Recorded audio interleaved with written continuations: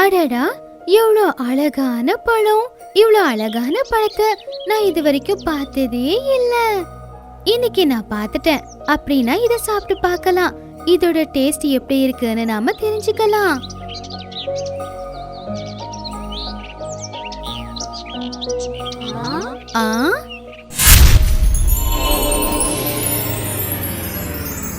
அட, இங்க என்ன நடக்குது?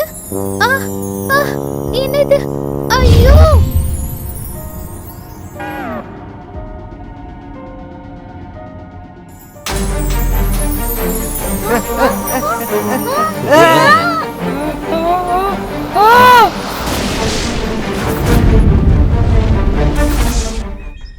காட்டுல எல்லா பக்கமும் பயம் மட்டும்தான் இருந்துச்சு. எல்லா விலங்குகளும் பயந்துகிட்டு இருந்துச்சு.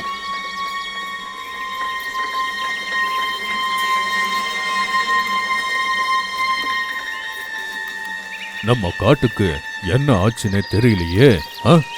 தினமும் ஏதாச்சும் ஒரு விலங்கு காணாம போகுது. ஆனா ராஜா, நான் உன்னை கவனிச்சேன். எந்தெந்த விலங்கெல்லாம் காணாம போயிருக்கோ அதெல்லாம் கடைசியா அந்த மந்திர கதவை பத்தி பேசிக்கிட்டே இருந்தாங்க. அவங்க அந்த கதவுக்குள்ளதான் போயிருக்கணும்.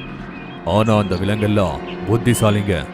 ராமு யானை, சோட்டு மான், மோட்டு குரங்கு எல்லாருக்குமே அந்த கதவை பத்தி நல்லா தெரியும்.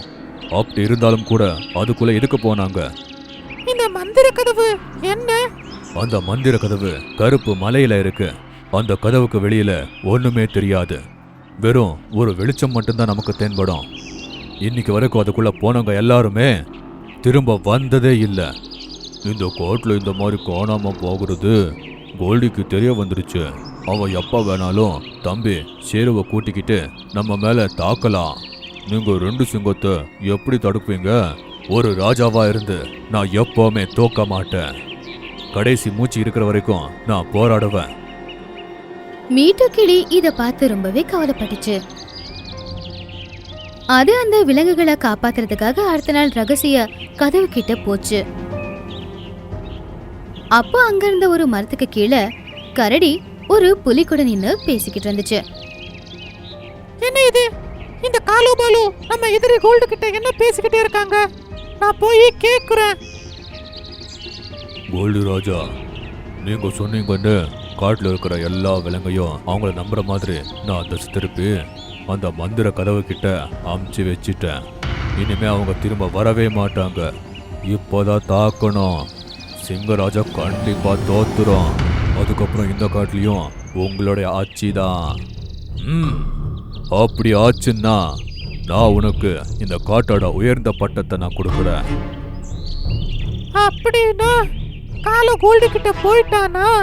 இத பத்தி நாம ராஜா கிட்ட சொல்லியே ஆகணும். அப்போ மிட்டுவுக்கு பின்னாடி இருந்து யாரோ கூப்பிட்ட மாதிரி இருந்துச்சு. என்ன பாத்துக்கிட்டு இருக்கிற குழந்தை? அப்போ மிட்டு திரும்பி பார்த்தப்போ அது கோல்டியோட காட்டுல இருக்கிற ஒரு கழுகு. மகாராஜா, இந்த மிட்டு நீங்க 2 பேரும் பேசுறத கேட்டுக்குச்சு. அவனை புடி. அத கேட்டதுமே மிட்டு பறக்க ஆரம்பிச்சது. அது அங்கிருந்து நேரா மலையை நோக்கி பறந்து போய்கிட்டு இருந்துச்சு. அதை துரத்திக்கிட்டே போச்சு அந்த கழுகு.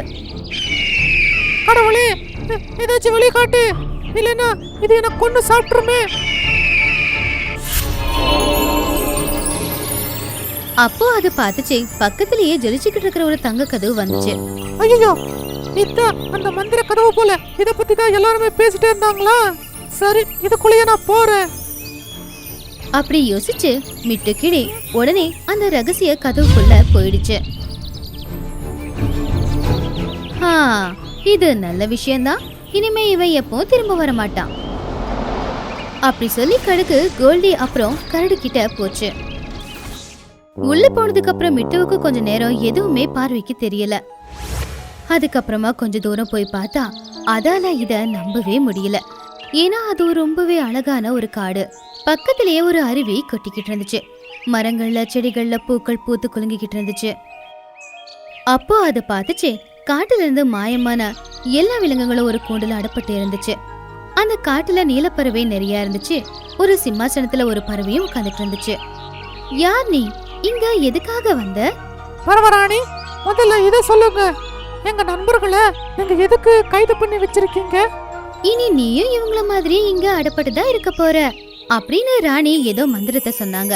ஆனா மிட்டு அந்த மந்திரம் எதுவும் செய்யவே இல்ல. என்ன இது, எதுக்காக என்னுடைய மந்திர சக்தி உன் மேல பயன்பட மாட்டேங்குது அப்படின்னு மறுபடியும் அதை முயற்சி பண்ணுச்சு. ஆனா மறுபடியும் மிட்டு அதால எதுவும் செய்ய முடியல. பேராசை இல்லாம யாராவது வந்தா அவங்கள என்னுடைய மந்திரம் எதுவும் செய்யாது. நீ எந்த பேராசையிலயும் இங்க வரவே இல்லையா? இல்ல ராணி பறவையே, ஒரு கழுகு என்ன துரத்துக்கிட்டே வந்துச்சு. அதுக்கிட்ட இருந்து தப்பிக்கதான் நான் இங்க வந்து பூந்துட்டேன். அப்படின்னா நீ ரொம்பவே நல்லவ. உன்ன மாதிரி ஆட்களுக்கு தான் நான் கண்டிப்பா ஒரு பரிசு கொடுப்பேன். அப்படி சொன்னதுமே அந்த ராணி ஒரு மந்திரத்தை சொன்னாங்க. அப்போ ராணி கையில இருக்கிற மாதிரியே ஒரு மந்திர தண்டம் அந்த கிளிக்கிட்டே வந்துருச்சு. ரொம்ப ரொம்ப நன்றி. ஆனா இந்த சமயத்துல இந்த மந்திர குச்சியை தவிர எங்க நண்பர்கள் தான் ரொம்ப தேவைப்படுறாங்க. எங்க காட்டு மேல தாக்குதல் நடத்துறாங்க. அதை எப்படியாச்சு நான் போய் தடுத்தே ஆகணும். சரி மிட்டு, பேராசையால இங்க வந்த யாரையுமே எந்த ஒரு காரணத்துக்காகவும் நான் விட மாட்டேன். ஆனா நீ கேட்டதுனால இவங்க எல்லாரையும் நான் விட்டுடுறேன். அப்படி சொல்லி அந்த குருவி ராணி அவங்க எல்லாரையுமே கூண்டுல இருந்து விடுதலை செஞ்சிருச்சு.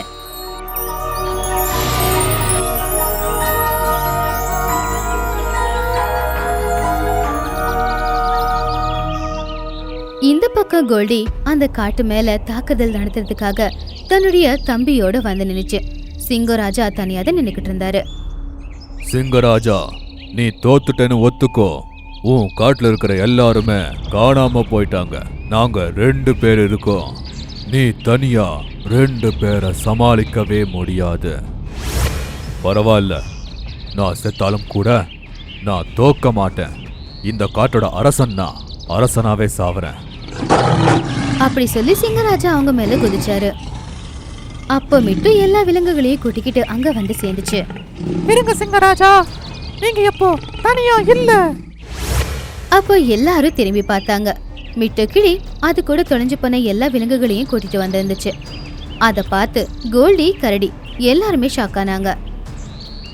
சிங்கராஜா எல்லா விலங்கு கிட்ட போய் சொல்லி அந்த மந்திர கதவுல காலோபாலோ கரடி தான் அமுச்சு வச்சுச்சு.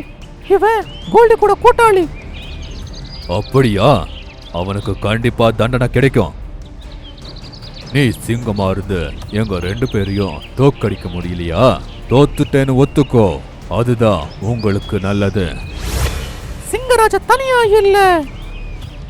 அப்படி சொல்லி மிட்டு அதோட மந்திர சக்திய சிங்கத்து மேல பயன்படுத்தினப்போ அந்த சிங்கராஜா மாதிரியே இன்னொரு சிங்கராஜா பக்கத்துல வந்துச்சு. இது எப்படி சாத்தியம்? இப்போ 2 சிங்கராஜாவும் அவங்கள தாக்க ஆரம்பிச்சாங்க. கோல்டி அப்புறம் அவனுடைய தம்பி போராடி கடைசியில தோத்தும் போயிட்டாங்க. அவங்க அவங்களுடைய தோல்வியை ஒத்துக்கிட்டாங்க. நாங்க தோல்வியை ஒத்துக்கிறோம். ஒன்னும் பேசாம இங்கிருந்து போயிருங்க. கூடவே இந்த துரோகியும் கூட்டிக்கிட்டு போயிருங்க. அத கேட்டதுமே அவங்க 2 பேரும் அந்த கரடியை கூட்டிக்கிட்டு அங்கிருந்து ஓடியே போயிட்டாங்க. சிங்கராஜா கூட சேர்ந்து மத்த விலங்குகள் எல்லாருமே மிட்டுவுக்கு நன்றி சொன்னாங்க. அப்படி அந்த காட்டுல இருக்கிற விலங்குகள் எல்லாருமே மறுபடியும் சந்தோஷமா வாழ்ந்தாங்க. மிட்டுக்குருவி எப்பவுமே அது கூட இருக்கிற விலங்குகளுக்கு அதோட மந்திர சக்தியால உதவி செஞ்சுக்கிட்டு இருந்துச்சு. அந்த ரகசிய கதவு இன்னைக்கும் திறந்துதான் இருக்கு.